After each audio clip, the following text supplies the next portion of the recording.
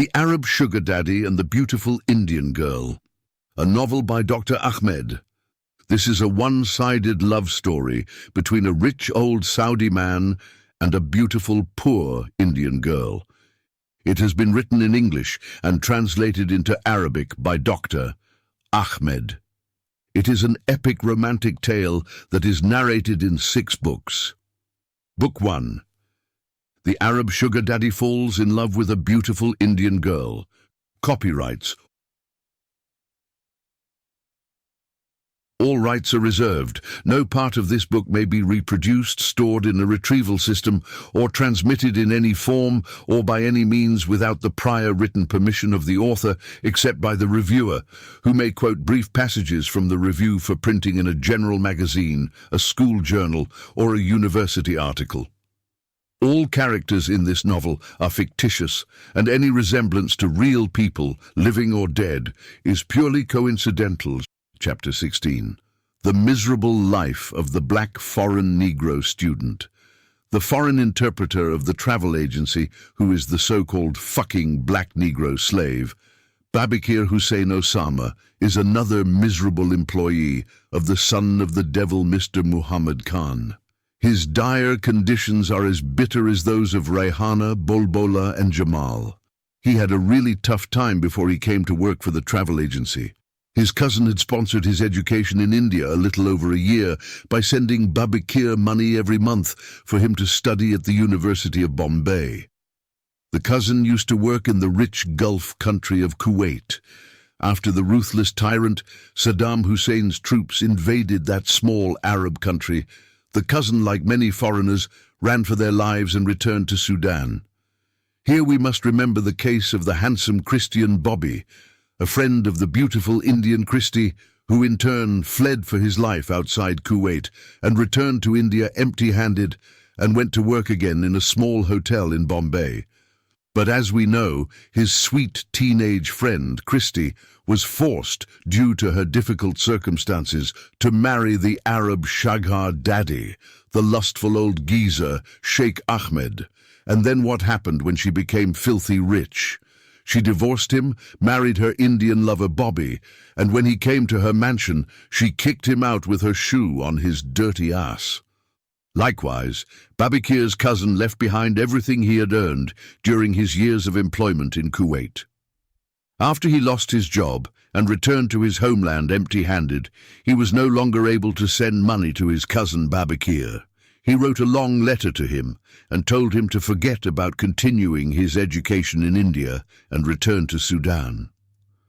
Babakir had already finished 1 year and had 2 years left before he could graduate and earn a university degree in business administration. He knew it would be a disgrace to his poor family for him to return to Sudan without a university degree. At least with a degree in English medium, he could find a good job in one of the rich Gulf countries and make a good fortune. After his cousin lost his job and returned to Sudan, Babakir found himself at a loss as to what to do. He discussed his problem with his Sudanese friends. Some of his friends advised him to return to Sudan, and some told him to continue his studies and that he might be able to rely upon whatever little help he could get from other Sudanese students. Babakir followed the latter advice and began to depend on others to feed him and pay for his tuition fees. But then he soon discovered it was not a pleasant experience to depend on the charity of others.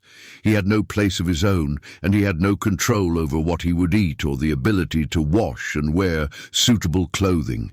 He found himself to be a heavy burden to the other students. Sometimes some of the Sudanese students rebuked him for not caring for his own financial needs and always asking for food. It just so happened at that time that Sheikh Faiz bin Ahmed was having a problem with his first Indian wife, the lovely Christie, who had cheated on him and stole his money, kicked him out of his affluent residence, and married her boyfriend instead.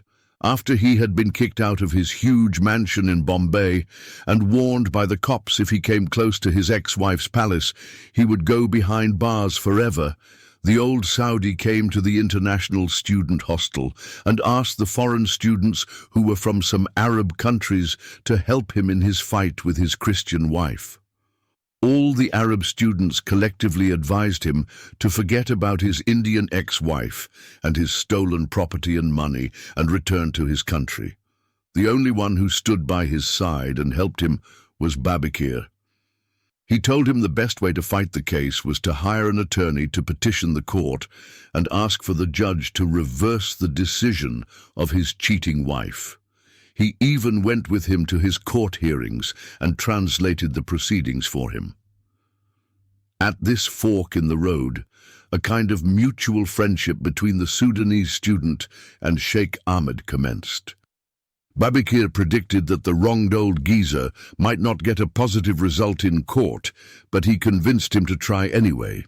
At that time, Sheikh Ahmed came to know about Babakir's serious financial problem and hence helped him to get a job with his Indian client. Sheikh Faiz bin Ahmed and Mr. Muhammad Khan have known each other since the time the latter used to work for the former as his chauffeur in Jeddah city in the Kingdom of Saudi Arabia. For many months, Babakir worked as a translator and clerk at Muhammad Khan Tours and Travels. He was then able to pay his tuition fees and housing fees at the foreign student boarding school and was able to eat what he wanted to eat and wear the clothes he wanted. Not surprisingly, when he had been caught lying about the missing maidservant Rehana Khan and got insulted and fired by his atrocious boss, his financial troubles started all over again. He still has 1 more year to study in India before he could graduate from Bombay University. On the day, Muhammad humiliated him in front of all the employees. It was too much for him to bear. After being insulted, spat upon, and kicked out of the office, Babakir felt like a complete failure. He went and sat on the seashore all alone by himself. He wept so much and wondered why life for him has to be so hard. He does not want to go back to begging his Sudanese friends for food or to help him with his tuition and expenses, but he also wants to continue his education and return to his country as a university graduate man. What troubled his heart most of all was that he would not be able to see his Indian girlfriend, whom he loves, but she does not love him. Jamila deliberately has led him to believe she loves him too. He is truly being confused and misguided, and quite often asks himself many times, she never says she loves me, and if she doesn't love me, why does she keep accepting my costly things and other food? Because he has only one eye, and because of the black color of his skin, Babakir knows inside he will not be able to get a good-looking Indian girlfriend. The artificial affection he felt by buying her love gave him some measure of emotional satisfaction to at least hope he could one day marry her. And so, he continues to show her how much he loves her by buying her things. Whenever he bought her food or expensive gifts, the ugly girl Jamila would flatter him with flowery words and smile, a deceptive crocodile smile. After being called a lying nigger and a son of a bitch and thrown out of the office, he concluded that he had lost his most beloved Indian girl along with his source of income and dignity. He felt ashamed in front of her and the other employees and felt as though his life had come to an end. He even contemplated suicide, but the fear of dying a miserable death and landing in hellfire prevented him from taking his own life. Meanwhile, as her boss had instructed her, the ugly Jamila went to the international students' hostel and asked about the whereabouts of Babakir. One of his Sudanese friends told her that Babakir had gone to work. She told his friend Babakir had gotten fired from his job, but the boss changed his mind and wanted him to come back. His friend told her he had not returned to his room at the hostel. Then Jamila left the hostel and decided to return to the office and inform her boss she was unable to locate him. When the ugly Jamila arrived at the bus stop, she saw a black person who looked like Babakir sitting across the street on the beach. She crossed the street to see if it was indeed him, and it was him. She tapped him on the shoulder and called him by his name. What a pleasant surprise for Babikir when he saw his girlfriend standing in front of him. He was exceedingly overwhelmed by the vision of love standing before him. Babikir thought he was dreaming, and his heart could not believe what he was seeing. This is the biggest surprise of his life. He thanked Allah for this blessing, and his deep sadness turned into tears of joy when standing right in front of him, his dearly loved girlfriend. Jamila did not inform him immediately why she came looking for him. She never failed to use an opportunity to take advantage of him, and she is hungry and wants something to eat and fill her empty stomach. So, the ugly, selfish girl requested Babikir to take her to a local restaurant because she had something extremely important to reveal to him. Babikir became overjoyed and thought his Jamila had at last decided to reveal her love for him. Therefore, he took her to the fairy restaurant and asked her to order whatever food she wanted to eat. Her deceiving heart did not tell him the good news until he had filled her stomach with food, sweet dishes, ice cream, tea, and coffee. Jamila had taken the bus from the office to the international hostel, but she lied to Babikir and told him she had taken a taxi. She said she does not like to travel by bus or local train because male passengers always sexually harass her. Accordingly, to protect his ugly Jamila from being sexually harassed by lustful male passengers, Babikir flagged down a taxi and traveled with his mean girlfriend back to their workplace. Before we find out what has happened to the innocent, beautiful girl Bolbola, we need to explain why the notorious womanizer and the devil incarnate had agreed to employ such an extremely ugly and despicable girl as Jamila. If he could, then he would not have allowed such an ugly girl, Jamila, to work for him for free. He would not have permitted her to work as a female janitor in his private agency. And also, if he could get rid of her, he would have fired her on the same day he employed her. He had been forced to employ her against his wish because she was the younger sister of his wife. It was his wife who had recommended her sister and forced her husband to hire her. She did that because she wanted to have a female spy in the office watching her notorious womanizer husband. She is the one who informed her sister that her cheating husband is sexually harassing all the girls in the office, and he has employed an extremely beautiful and sexy girl called Bolbola because he is having a secret affair with her. Therefore, the despicable womanizer called the ugly Jamila a pain in his ass. When the so-called lovers, Jamila and Babikir, arrived, the janitor tried to prevent them from entering the office and told them the boss was in an especially important private meeting with one of his Arab clients. Jamila does not believe the watchman and asks him whether Bolbola has gone home or if she is still inside the office. When he informed the ugly Jamila that the lovely Bolbola was still inside the office, it did not take much for her to figure out what was going on inside between Bolbola and her boss. Being the ugliest and most despicable girl in the office, Jamila has silently amassed deep resentment and envy for the new girl because she is the most beautiful. She always looked for whatever might tarnish a person's reputation, and especially the extremely beautiful girl Bolbola. Therefore, the green-eyed female monster disobeyed the boss's directive and forced her way inside the office. The janitor does not feel he could put his hands on a woman, so he does not stop her. He is afraid that the evil and ugly woman will complain to their boss and falsely claim that he tried to sexually harass her or rape her. He had just rubbed his head and hoped he would not get fired for allowing her to walk in. It is not Jamila's intention to catch Bolbola in the act of having sex with the boss. Jamila had no intention of arresting Bolbola while she was having sex with her boss. She expected her evil boss to rape the beautiful girl at his large table inside his closed-door office. If she could eavesdrop and hear the act of adultery in progress, this would make her story more convincing to the other girls who were employees. As soon as she entered the office, she found Bolbola sitting in her chair, crying with her face in her hands. It seemed that the ugly Jamila derived some kind of gratification from knowing that the beautiful new girl was now a sex slave. Chapter 17. The capture of the prime suspect. The other 5 employees took more than 5 hours to accomplish their search mission for the prime suspect, Jamal Khan. It took them 2 hours to travel from Kolaba to Lokhandwala Chaul houses. It took them another hour to find Jamal's small chaul house. When his 3 sisters were questioned, they reported that their brother Jamal went to Bombay International Airport on Friday evening and had not returned since then. They also said that their brother informed them that his boss, Mr. Muhammad Khan, asked him to go to Bombay International Airport and help a young Indian woman named Rehana Khan. He also told them that she was an Indian maid who was traveling by plane to Saudi Arabia with her young daughter Ifat Khan to work in the palace of a wealthy Arab man named Sheikh Ahmed.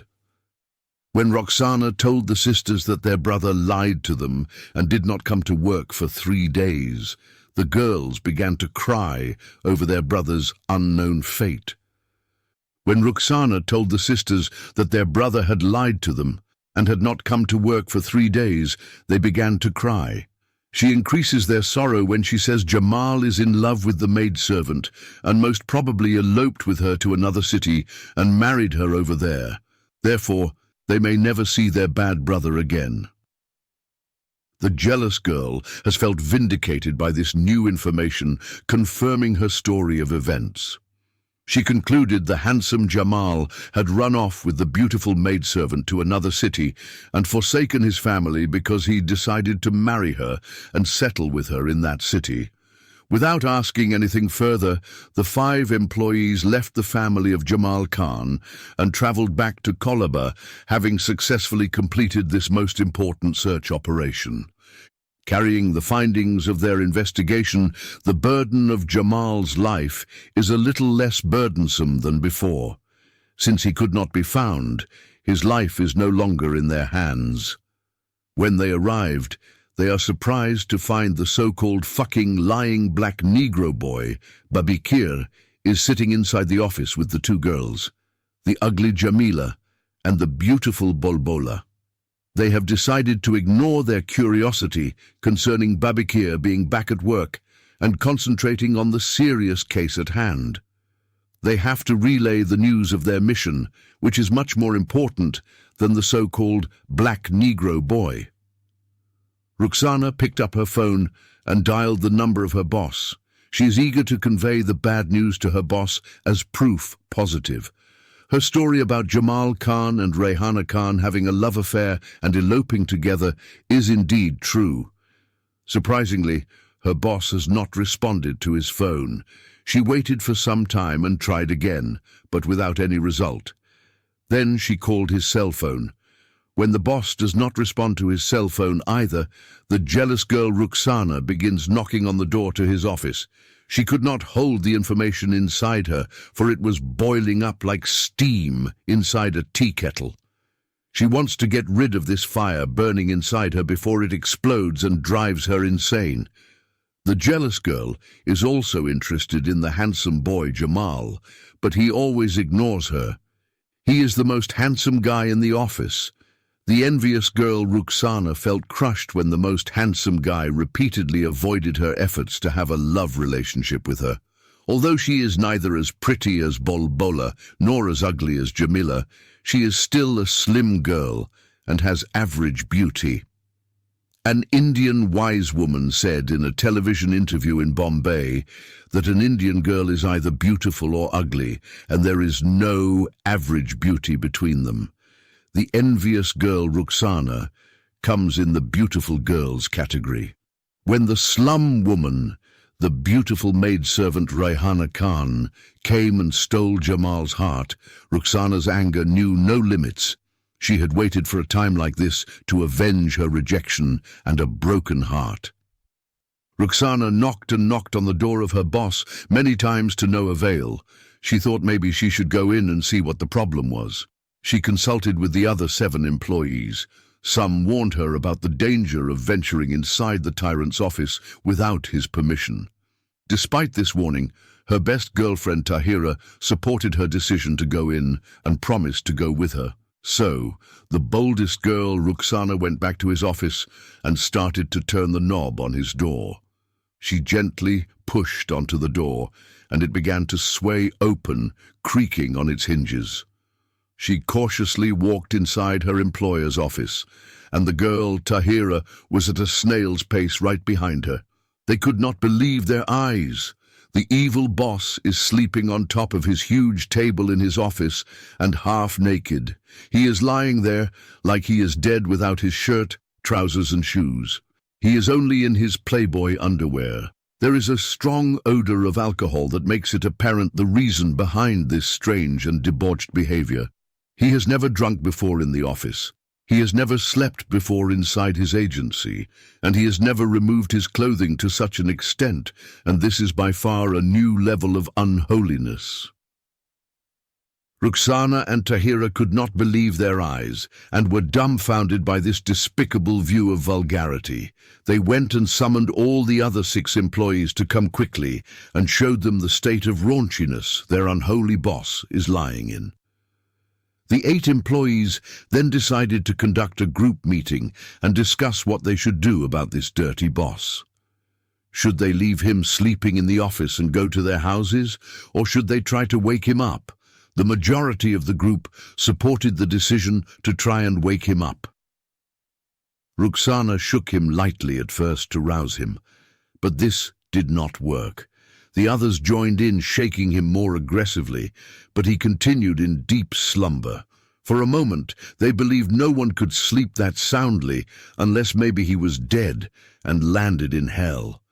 They rapidly dismissed this notion as an improbability, since he was snoring so loudly that they thought he was in hell being tortured for his many sins. Do they leave him sleeping in the office and go home, or do they try to wake him up? The majority of the group supported the decision to try to wake him up. Ruxana shook him lightly at first to wake him up, but this did not work. The others joined in, shaking him more forcefully, but he continued in a deep slumber. For a moment they thought that no one could sleep so soundly unless they were dead and fell into hell. They quickly dismissed this idea as unbearable because he was snoring so loudly that they thought he was in hell tormenting for his many sins. His latest sexual victim, beautiful Bolbola, suggested that they throw a bucket of cold water on him or slap him all in his ugly face. She even suggested kicking him with their shoes on his fat belly and mutilating his dirty circumcised dick. His latest sex victim, the beautiful Bolbola, suggested that they should throw a bucket of cold water on him, or all of them slap him in the face. She even suggested kicking him with their shoes. The rest of the employees completely rejected these proposals for fear that the Antichrist would wake up from his deep slumber and expel them all from his travel agency. Finally, when there was nothing else left they could do to awaken him, the employees left him to hibernate overnight in his hideousness. It was more than 1 hour after closing hours when they came to a meeting of minds and determined each one of them should leave and go to their separate homes. And maybe in the morning, this would have all been a bad dream. In the meantime, the devil incarnate Muhammad Khan slept throughout the night. He did not awaken from his alcoholic-induced coma until his employees came back to work the following day and woke him up. His consumption of good whiskey seemed to have caused him to fall into a comatose state for several hours. He did not know whether it was day or night until the girl Ruxana told him the day's name and the exact time. His office is reeking of a foul odor, and his body smells like a beggar who has been lying in the sewer all night long. Even a person who drank the strong Darrow might not be like him, unconscious of the world around him. He also complained about a terrible headache. He commanded the employees to leave his office at once, and then he struggled to redress himself. When he put on his clothes, he began to look like a fat gorilla that put on human clothing. He came out of his office to breathe some fresh air and sat with the employees. Then the envious girl Ruxana began to narrate to him their search mission to Lokhandwala Chal huts and disclosed their findings of the missing lovers Jamal and Raihana Khan. Propelled by this new information, they set the evil boss off on another round of temper tantrums, fueled by the thumping in his head and the rottenness in his bones.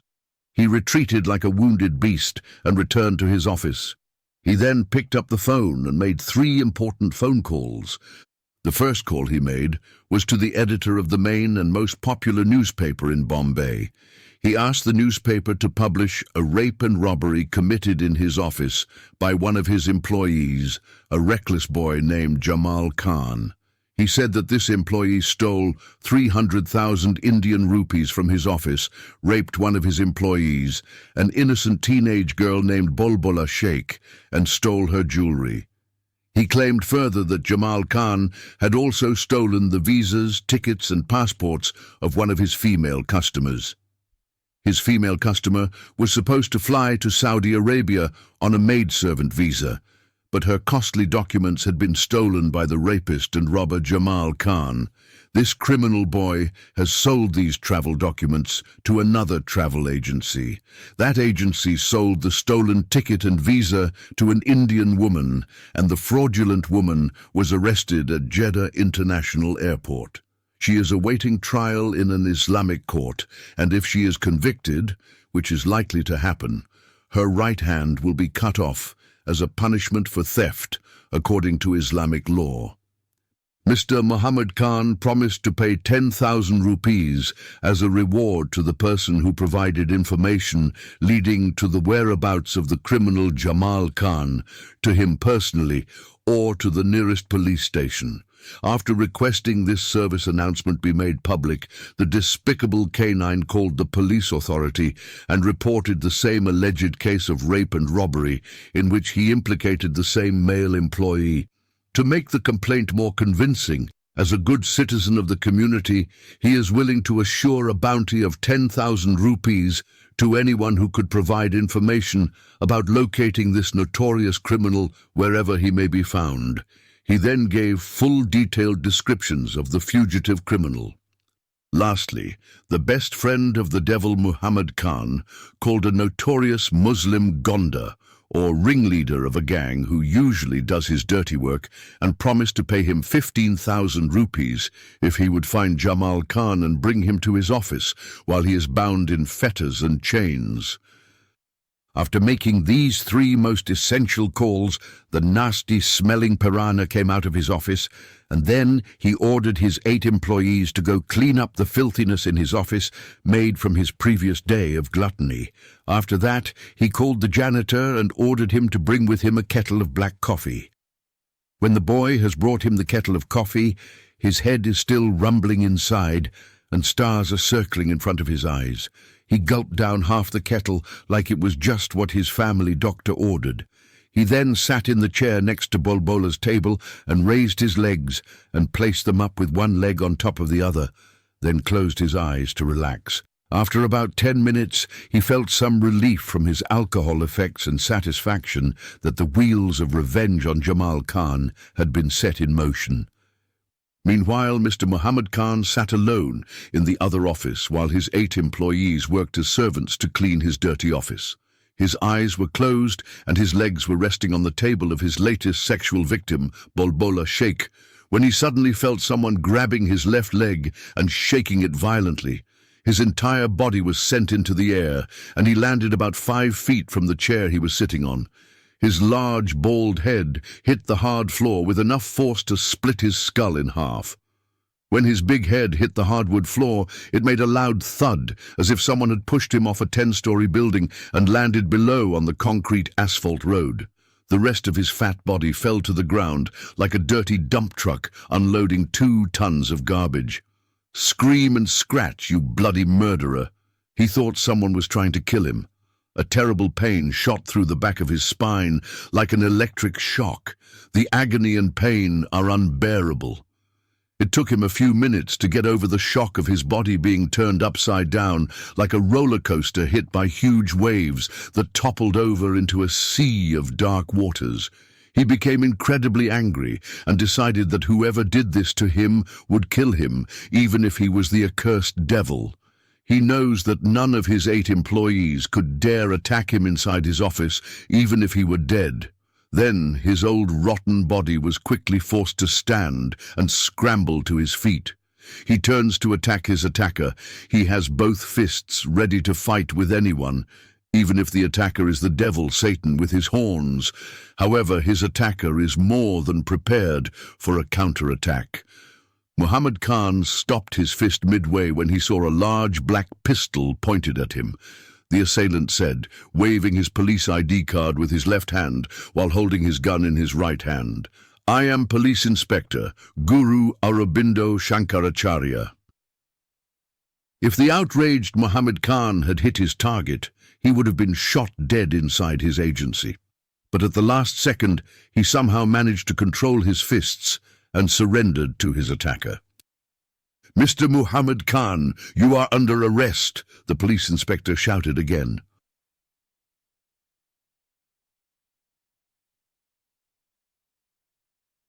Chapter 18. The Muslim Policewoman of Allah. An African wise man said that the sin of the rich is pride, and the sin of the poor is envy. If something good happens to you, even though some people may be your relatives or claim to be good neighbors or best friends, your good fortune will make them very unhappy. If evil befalls you, it will bring them great comfort. This type of bad heart can be found among rich and poor alike. However, poor people are more vulnerable to this way of negative attitudes because of their poverty and misfortune. People living like abandoned strays in the slum huts of Bombay, stuffed like eggs into crates or crushed like sardines in cans, certainly suffer from this kind of greed and jealousy. Only a miracle or extraordinary design can free a destitute human being from this miserable life. We saw how the good fortune of the beautiful Rayhana in life brought her out of the grave in which she had lived for a long time with her late husband, turning her into a colorful butterfly and leading her to spend the happiest days of her life in the company of her handsome man, her lover Jamal Khan, on the city streets and sandy beaches of downtown Bombay. The maid, Rayhana Khan, returned to the life and activity of her sober days.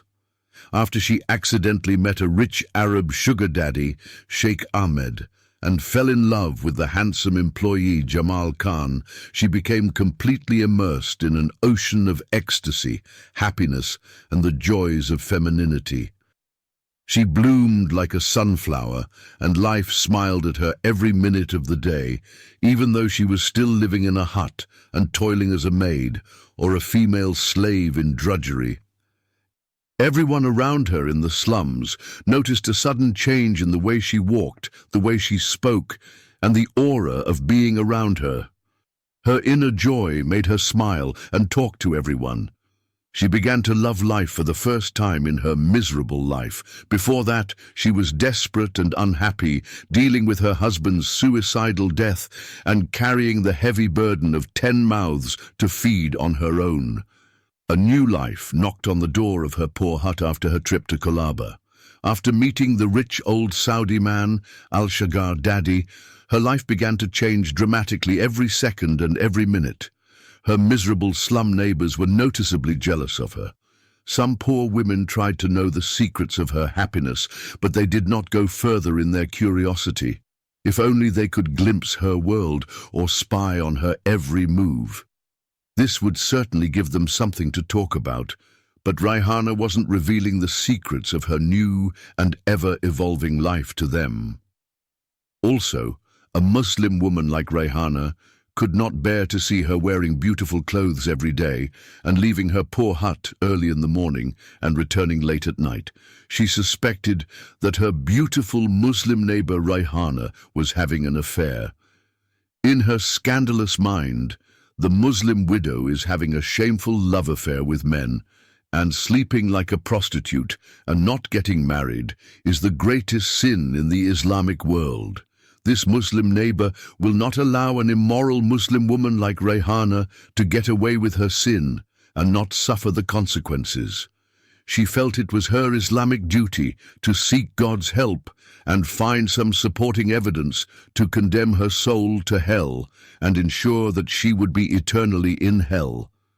Therefore, Rayhana is now a marked woman and the target of evil rumors. Once she fabricates this evil rumor, she will suffer the judgment of the tainted minds of her neighbors and peers. Yes, the moral majority of slum dwellers will see to it that Muslims should behave as Muslims should do according to what is stated in the Holy Quran and the blessed hadiths of Prophet Muhammad, and similarly, Hindu females should follow their sacred teachings in the Holy Bhagavad Gita and the 4 holy books of Vedas. Consequently, the beautiful and happy widow Rayhana Khan was followed for 3 days by the envious Muslim neighbor who appointed herself as a religious policewoman and sacred to God and his messenger. This faithful Muslim woman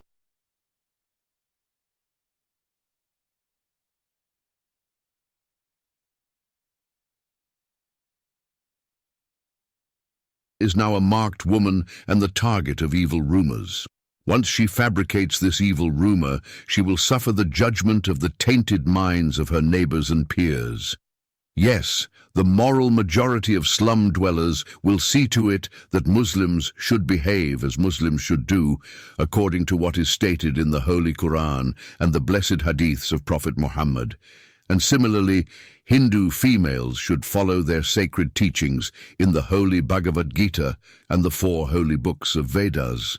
Consequently, the beautiful and happy widow Rayhana Khan was followed for 3 days by the envious Muslim neighbor who appointed herself as a religious policewoman and sacred to God and his messenger. This faithful Muslim woman followed the Muslim maidservant Rayhana Khan to several of the houses she is working in. While following her, the Muslim woman did not see her stopping on the way to meet or talk to any men. She concluded that Rayhana is having a secret adulterous affair with one of the rich married men living in the houses where she is working from sunrise to sundown. She could not follow her inside any house, of course. Nevertheless, she decided to spread her unsubstantiated suspicions to any woman, whether she is a Muslim or a Hindu, who could find would listen to her. Then she added a few more lies to her story to make it more believable, and swore by Allah she saw Rayhana walking side by side, holding the hand of a rich man. She asked Allah to curse her with the blindness of both eyes if she was telling a lie. Despite putting herself under a curse of blindness, she continued her lies, saying she followed behind them down a lane as they turned off onto a narrow road. Then she saw with her eyes the man hugging Rayhana from behind and rubbing against her backside. Rayhana did not stop him when he opened her blouse, grabbed both her naked breasts with his hands and started squeezing them. Then he stripped all her clothes, including her black underwear. He made her completely naked as the day her mother gave birth to her. He also hurriedly removed his clothes. He then began to suck and lick her lips and nibble on her breasts as if he is a mad dog attacking his bitch. While engaged in this shameful, lustful act, they were thrusting against each other, and Rayhana was forced to the ground while her lover fell on top of her. Then the woman swore by Allah, may all of her children die and rot in hell, that she stood and watched them do it by some trees like wild animals, just like a bitch and a dog do it openly in broad daylight. She saw with her own eyes the man's cock, big and swollen like a thick stick, going in and out of Rayhana's hairy pussy.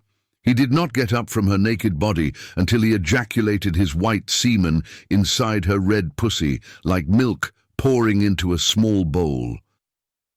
This salacious dribble of juicy gossip spread like wildfire in every nook and cranny of the slum huts. Every Muslim man and woman and Hindu family believed in the truthiness of such a nasty rumor. Rayhana knew nothing about the evil rumors spreading about her and continued her wonderful life with her real lover. If her jealous Muslim neighbor knew about her cuddling and kissing on the seashore with Jamal Khan, she would have had a real picture of what was going on. The Muslim woman would not hesitate to pay a small fortune to have someone take pictures of the beautiful Rayhana kissing, hugging, and caressing sexually in Jamal's arms, so they could be hung on the rags of every slum hut. These rumors did not affect Rayhana at all. They did not affect her wonderful romantic life until the day she was supposed to fly to the Kingdom of Saudi Arabia. This is the day her real troubles started. Rayhana knew about the envious nature of her poor neighbors, and she also believed in the evil eye. The evil eye is the belief that some people can bestow a curse on victims by the malevolent gaze of their magical eye. It is a look that is believed by many cultures to be able to cause injury or bad luck for the person at whom it is directed for reasons of envy or dislike.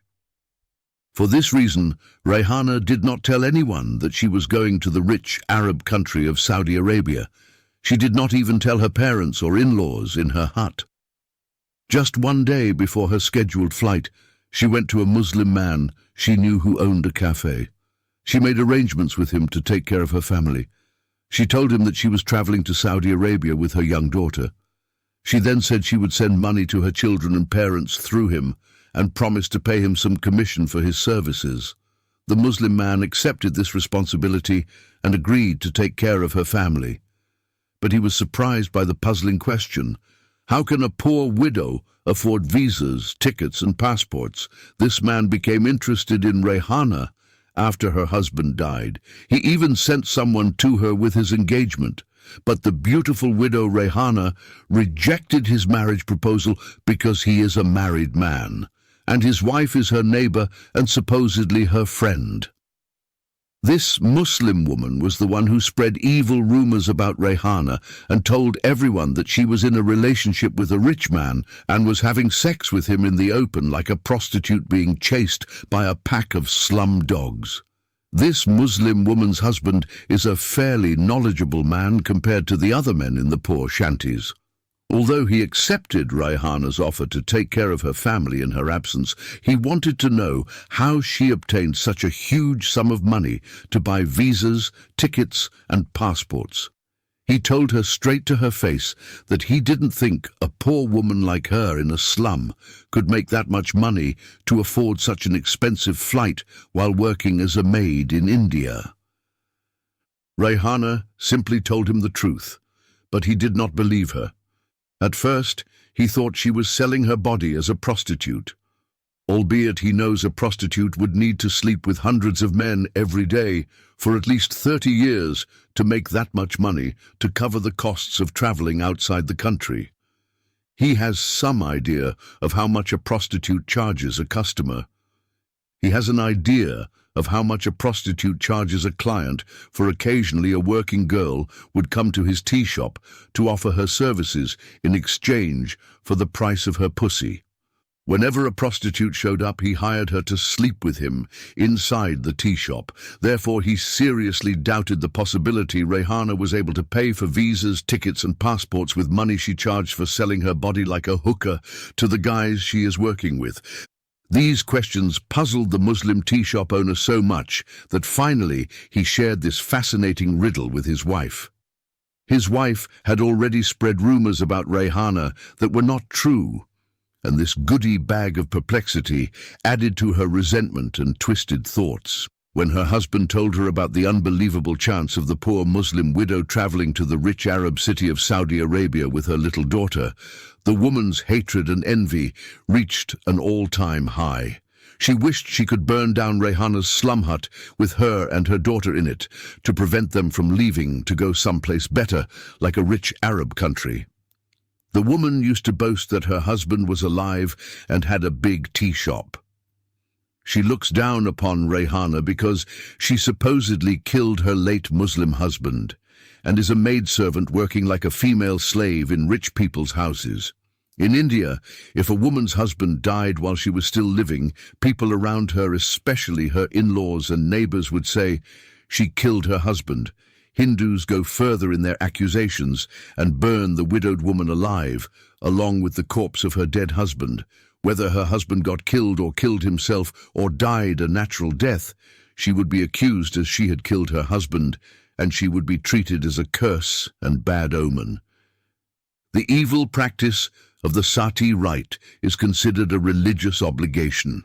If the widow refused to practice sati by burning her body with the corpse of her dead husband, she would be treated by her late husband's family as a curse. Her head would be shaved, and she would be prevented from wearing shoes and colored clothing. She would be kept in a small room in the basement. A bald and shoeless widow. People will not look upon her to see her face. For them, to see her face is a bad omen. To examine more closely the bitterness of Rayhana's Muslim female neighbor, her jealousy did not allow her to sleep the whole night. She stayed awake all night thinking about how to stop her poor Muslim neighbor and her daughter from traveling to Saudi Arabia.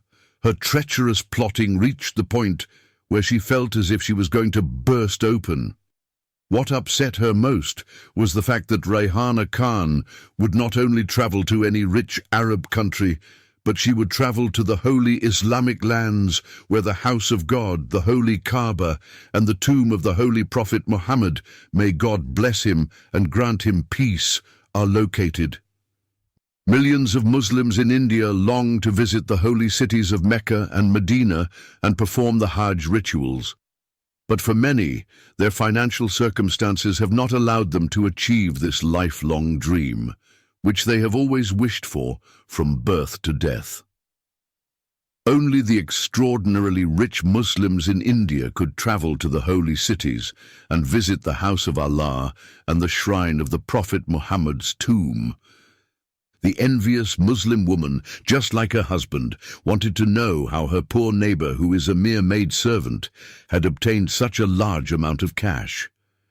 She did not think that there was any possibility of any foolishness like her husband, who thought that the beautiful widow, Rayhana, was selling her body to men. After brainstorming evil thoughts all night, the jealous woman came to the conclusion that Rayhana Khan had stolen money from the rich people for whom she worked as a maid. When her evil mind settled upon this supposition, she conjured up exactly what she would do to stop this immoral woman from traveling to the Holy Land and the house of Allah. She has decided to help her deity and prophet and appointed herself the holy policewoman of Allah. Then she got up from her bed and did her religious ablution. After that, she performed her morning prayer at 4:30 a.m. She believed that God would grant her entry into paradise by preventing this thief Muslim mother, Rayhana, and her accursed daughter, Ifat, who resembled dog urine and pig feces in the slums, from desecrating the holy land on which the Prophet Muhammad, may God bless him and grant him peace, walked on. So as soon as her husband left their hut at 5 a.m. and went to his tea shop, the evil witch put on her black burqa, concealed her face, and headed to the nearest police station. She told them she wanted to report a crime that had come to her attention. She claimed she is a crime stopper, and hence it is her duty as a good citizen to help stop crime in her neighborhood. She told the police inspector in charge that her Muslim female neighbor had possibly murdered one of the wealthy men she was working for as a maidservant and stolen his money.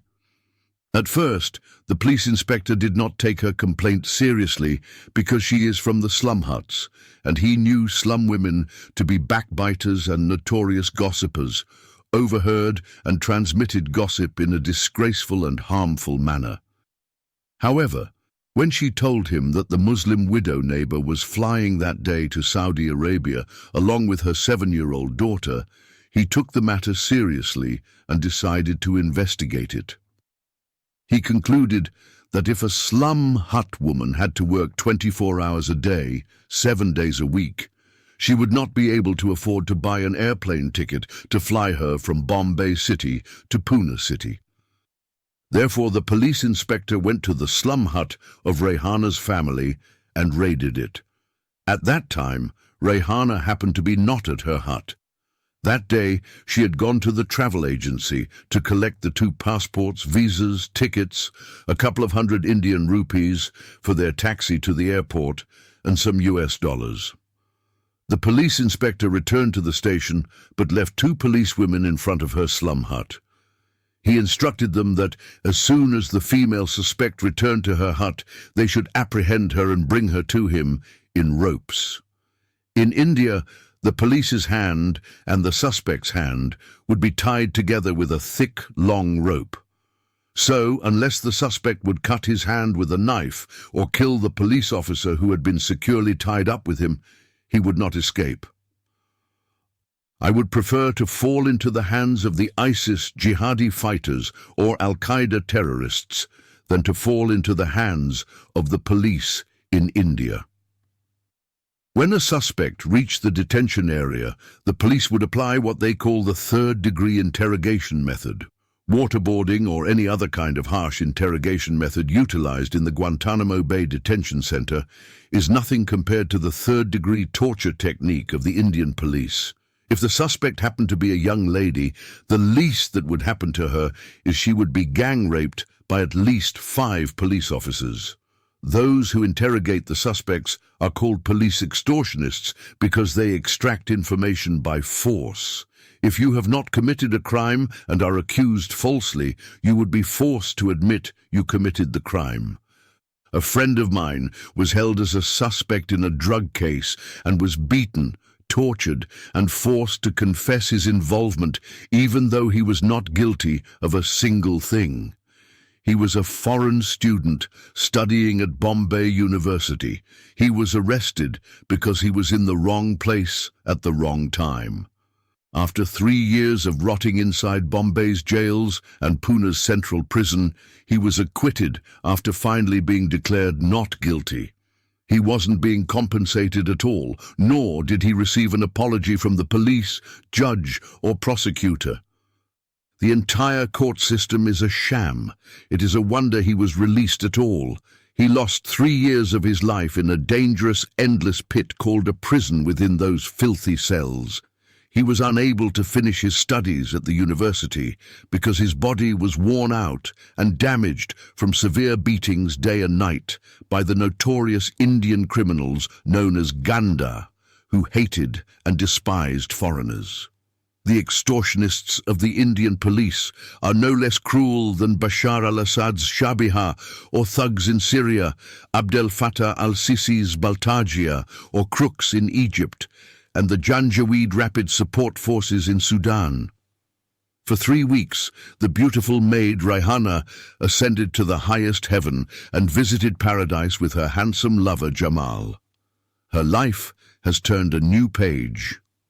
While searching for a better life for herself and her family, she found the wealthy philanthropist Sugar Daddy, the old Arab man Sheikh Faiz bin Ahmed, and captured the love of her life, her handsome lover Jamal Khan.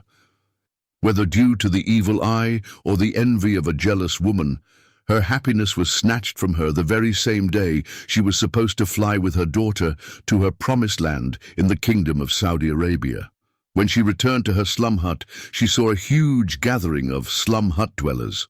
At first, Rayhana thought one of her elders had died inside her hut, and so she quickened her steps, dragging her little girl Ifat by the hand.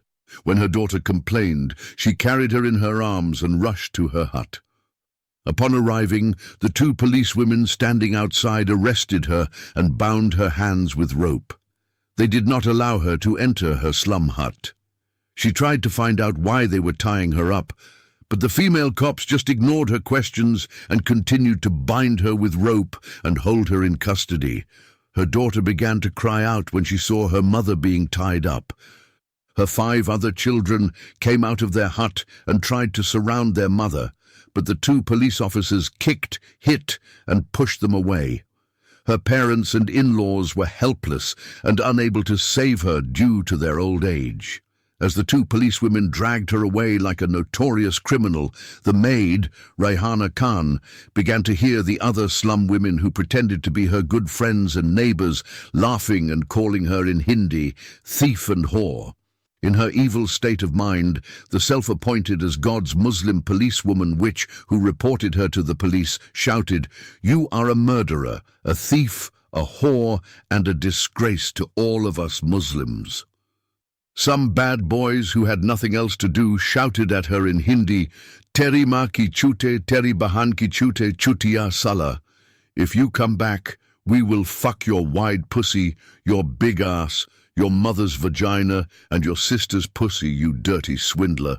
Some evil teenagers touched her breasts and big buttocks and tried to gang rape her, but the two policewomen saved her. Chapter 19. Falling in the hands of the police of the Hindu gods. On that fateful day, Rehana Khan had not been arrested alone. Her little daughter Ifat had also been taken into custody. When the mother arrived at the police station, she was beaten until she almost died. Even her little daughter had been slapped and kicked many times. The police confiscated their passports, visas, airline tickets, 200 Indian rupees, and some American dollars that Mr. Muhammad Khan had given them. She had been forced to admit to more than 10 crimes that she had not committed. One of the charges she was falsely forced to confess to was involvement in a prostitution ring and providing sexual services to wealthy Arab nationals in hotels in downtown Bombay. She had also been accused of stealing money from the household of one of the rich families where she was employed. She had also been accused of murdering one of her rich employers. The Indian police did not believe her story that she met by chance in Colaba a rich old sugar daddy from the Kingdom of Saudi Arabia, who offered her a job as a maid in his country and promised to cover the costs of her flight with her little daughter. They refused to believe he freely provided her with visas, tickets and money, and he also paid for the processing of her passport and her daughter's passport without anything in return. What made matters more complicated was that her passport had Chol's home address written on it. Rehana told police that the travel agency that prepared her travel papers entered this address in her application because she did not have an address in her slum shack. The police know that slum dwellers do not have addresses, but they still refused to accept her explanation of using another address. The address led the police to the second suspect. The day Rehana Khan collected her travel papers was the saddest day of Jamal Khan's life. He couldn't hide his tears when his beloved girlfriend collected her travel papers and left the office. He ran to the bathroom and cried like a newborn baby who had lost his mother. The pain accumulated inside him was too much for him to bear. He started missing her even before she returned to pick up her documents. He knew that it would be exceedingly difficult for him to be without her for 2 long years. Jamal wanted to go to the international airport, but was afraid that his evil boss would see him. When his boss changed his mind and decided to send the Sudanese boy instead, Jamal saw a golden opportunity to see his traveling lover for the last time from afar and wave his final farewell to her. He returned home and rested until 8 o'clock in the evening. Then he got dressed and told his 3 sisters that he was going to Bombay International Airport because his boss asked him to help a traveling client. She is a young Indian woman named Rehana Khan and her young daughter Ifat Khan, and both of them will travel by plane to the Kingdom of Saudi Arabia. Jamal Khan had not gone more than 20 meters from his home before 3 policemen stopped him. It's either a coincidence or a bit of bad luck that the cops asked him about Jamal Khan's house. He did not suspect anything bad coming from their side, and he was honest and told them that he was the one they were looking for. The police immediately grabbed his hands and handcuffed him. When he tried to inquire about the reason for his arrest, one of the policemen repeatedly hit him on the head with a large baton until he fell to the ground. The same policeman forced him to his feet and told him if he asked any more questions, they would beat him unconscious to silence him and drag his body to the morgue for an autopsy at a hospital for poor outcasts. Meanwhile, many poor people, their emaciated children and rabid, hungry stray dogs gathered around them. They collectively concluded that Jamal Khan either stole money, was involved in drug trafficking activities, killed someone, or raped a young woman and then fled. Therefore, they called him in Hindi the thief, rapist, and murderer. Stunned, the poor Jamal Khan decided to keep quiet as directed and went with the 3 policemen to the city transport vehicle. Jamal knows that Bombay police would not hesitate for a second to kill a suspect for resisting arrest. He then has been ordered to sit down on the solid floor inside the police wagon. He is not allowed to occupy a seat. When the vehicle sped up, his body began to bounce like a rubber ball, hitting against the metal seats, with his head and body banging against everything. His hands are securely tied behind him, which makes it impossible for him to protect his face and head. It is in this bruised and battered state that the handsome Jamal has been taken to lockup missing, saying his last goodbye to his beautiful beloved girlfriend.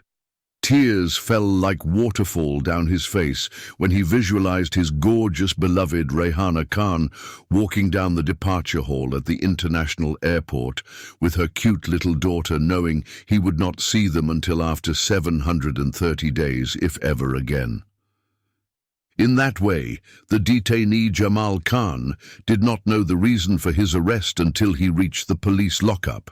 It is Police Inspector Guru Aurobindo Shankaracharya who applied the brutal third-degree interrogation method and extracted the same story he had received from the first female suspect, Rehana Khan, who is a maidservant young woman from the Dharavi slum. Jamal admitted he filled out the applications for Rehana Khan and her daughter Ifat Khan and gave them his house's address because they do not have an address, living in a slum hut that has no address. Then he told the police how Rehana got the visas, tickets, and currency. The police inspector refused to believe a single word Jamal said. He could not wrap his mind around the fact that a wealthy Arab business tycoon would spend around 1 million Indian rupees on a slum woman and her daughter because he wanted her to come and work as a maidservant in his mansion in the Kingdom of Saudi Arabia. What made the story of Rehana so impossible for Police Inspector Guru Aurobindo Shankaracharya to believe is that he is a Hindu who despises Muslims and wants to believe the worst about them. He once told his Hindu friends that he hates Muslims, old and young, males and females, and even their children. He has entered his name in the Guinness World Records when he said he hates with a passion and detests with bitterness the Muslim dogs and their alley cats. He further said he would rather choose to befriend the devil than be a friend with a Muslim man or woman. He told his Hindu friends, if you meet a Muslim man and a venomous snake in the forest, you should kill the Muslim man and leave the dangerous snake, because the former is more deadly to you than the latter. Hence, he is intensely interested in the case of Rehana Khan and Jamal Khan, because they are both Muslims. He became especially enthusiastic when Jamal dragged another cat into the fray and volunteered the name of another Muslim. His boss, Mr. Muhammad Khan. The police inspector Guru Shankaracharya believes that all Indian Muslims are enemies of the Hindus and a threat to the country of India. He even believes that peace-loving, law-abiding Indian Muslims like Jamal Khan and Rehana Khan are terrorists and enemies of the Hindus. He believes it has been granted to him a divine mission from the gods of India to root out these Muslim scums of the earth, each and every one, and he made it his mission and personal vendetta to rid his countrymen of these cockroaches. Whenever a Muslim falls into his grasp, he would try to pin a terrorist plot on him or accuse him of being an agent for the Muslim country of Pakistan and employed by the Pakistani ISI Inter-Services Intelligence. If he could not establish sufficient evidence against a Muslim suspect, he would try to involve him in a drug conspiracy. In India, for someone being falsely charged with murder is preferable to be accused of plotting a terrorist attack or involvement in a drug crime. Hindus believe a murderer would kill one person, but the Muslim terrorist would blow his body into smithereens and kill hundreds of innocent people, and the drug dealer would kill the entire society. Accordingly, when Jamal Khan mentioned his Muslim boss, the police inspector Shankaracharya tried for 3 days to establish a terrorist plot before arresting the new dangerous suspect. His suspicion increased when Jamal gave him the same name as the Saudi businessman mentioned by the first female suspect, Raihana Khan.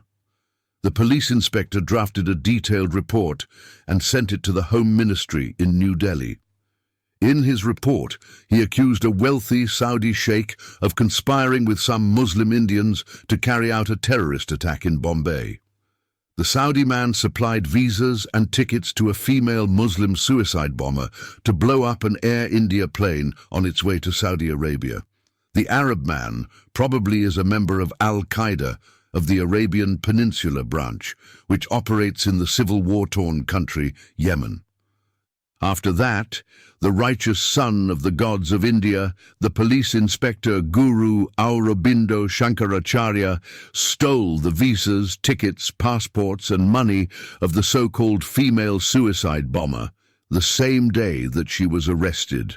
The following day, he contacted another travel agency owned by a Hindu man and sold them Raihana's passport, visa and ticket, and her daughter's documents as well. The travel agency removed the photo of Raihana and replaced it with a photo of an old woman. This woman flew to the Kingdom of Saudi Arabia, arriving on the 4th day of Raihana's original supposed departure date, claiming to be Sheikh Ahmed's maidservant. While waiting for a response from the Home Minister, the police inspector Shankaracharya put a tail on the new suspect, the notorious womanizer Muhammad Khan, by enlisting some plainclothes police officers to follow him and gather information about his daily activities. Those undercover spies are Hindus too and wish the worst for Muslims. By the way, India is the only country in the world where people of different faiths who hate each other still work together side by side. The spies followed the unsuspecting and clueless Wolf when he left his office to meet his Indian mistress at their rendezvous, the 5-star Oberoi Tower Hotel. From the hotel management, the police inquired about the name of the woman, where she is from, her religious affiliation, and what relationship there is between her and Muhammad Khan. The information about the woman made the terrorist case a bit complicated. The woman is a Hindu named Sangeeta Parkash Dasia, a businesswoman from Bangalore City, married with a Hindu husband and 4 children. She is a regular female guest at the hotel, visiting many times with her husband, Mr. Dasia, along with their children. The hotel management also informed the undercover officers that the woman had come alone several times and met with the Muslim man Muhammad Khan in her room. The nature of the business being conducted between the Hindu woman and the Muslim man is unknown to them. The undercover officers followed the suspect from the hotel to his house in the Juhu Beach area. Although the officers chased out the area in front of the suspect's home for several hours, they did not gather any additional information about him from his Hindu friends or neighbors, and they had no way of knowing what transpired between him and his wife while he was inside the residence. That night, the wife of Muhammad quarreled with him throughout the night and accused him of having an affair with one of his female employees. She suspected that is the reason he is no longer interested in having sex with her anymore, and for a long time. After a few hours, when there was no period of activity and the suspect remained at this location, the undercover Hindu operatives concluded he would not leave again until the next morning. On the following day, the secret agents came early at dawn, watched and waited until Muhammad emerged from his family residence. They followed him from place to place to monitor his terrorist activities until he reached his base of operation. They did not come equipped with surveillance cameras or a monitored installation inside the stakeout location. If they had, they would have captured a drunk lush inside his office, raping a defenseless and terrified beautiful young woman. Unfortunately, while the wicked, deplorable wild beast was raping and violating his young female employee, Spy 1 and Spy 2 were stupidly unaware of what was happening right under their noses. They kept to their stations, standing guard outside, as if they were Muhammad Khan's security force and lookouts, while he carried out his undercover brutal rape on the beautiful innocent girl Bulbula. The police inspector Shankaracharya received the okay from the Home Ministry on Tuesday morning to go ahead and investigate the terrorist plot of the Muslim female suicide bomber. As soon as he got the green light, he rushed out to detain the last of the Indian Muslim conspirators. He was the one who toppled the evil boss Muhammad Khan off his throne, grabbed him by his left leg, and turned him upside down. When Muhammad found himself on the other end of a surprise attack, he got up and attempted to ward off his attacker with his fist aimed right at the attacker's face. If he had reached his intended mark, which was the nose of his assailant, he would have been dead and gone by now. The revolver pointed at his head convinced him to concede defeat, which probably saved his life. His 8 employees ran into the other part of the office where they heard all the commotion going on. They all entered about the time to see their boss's hands had been suspended halfway above his head. They were all shocked when they saw the police inspector pointing a gun right at his bald head. They have witnessed the incorrigibly wicked boss when he has been grabbed by 4 tough police officers. Then they bound his hands, tied behind his back with a thick, long rope, and yanked him out of the office like a dangerous criminal.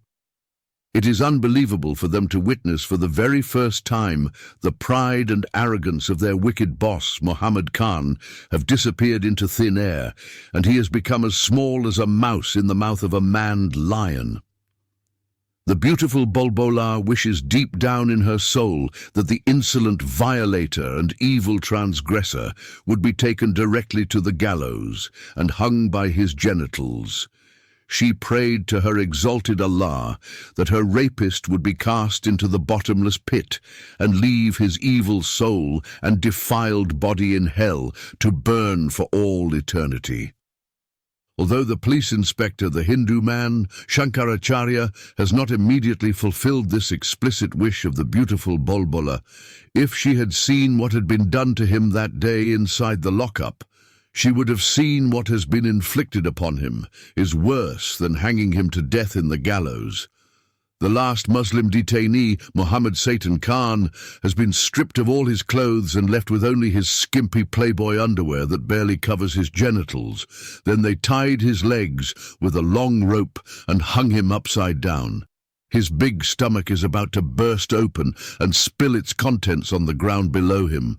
His big bald head skull is just a few centimeters off the concrete floor. He is hanging like an animal ready to be slaughtered. His long beard reached close to the concrete floor. Then the dangerous Hindu police inspector brought a long stick and began to hammer him with it relentlessly, leaving huge red welts. Blows rained on his head, stomach, back, legs, hands, buttocks, hips, neck, shoulders, and genitals. No place on his body has been left untouched by the extractor of information. The police inspector Shankaracharya enjoyed nothing more than beating a Muslim who has been suspected of a terrorist plot. Even Muhammad Khan's private parts have not been spared from the rod.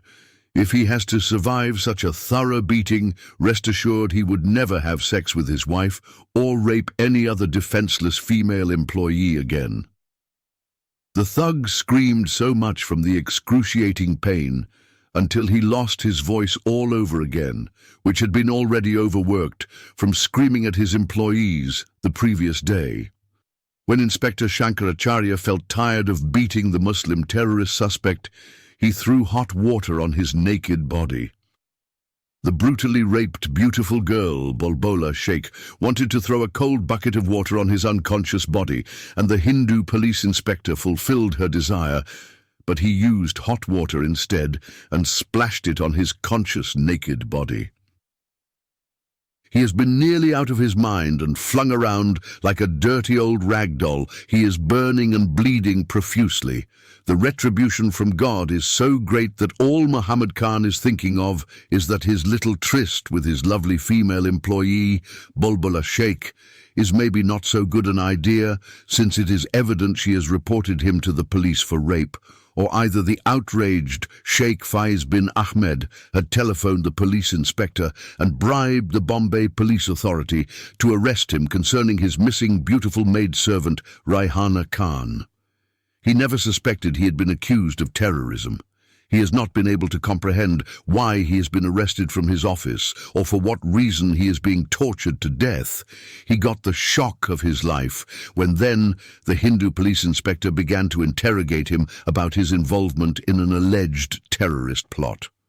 The formal charges are committing terrorist threats and treason against the country and nation of India.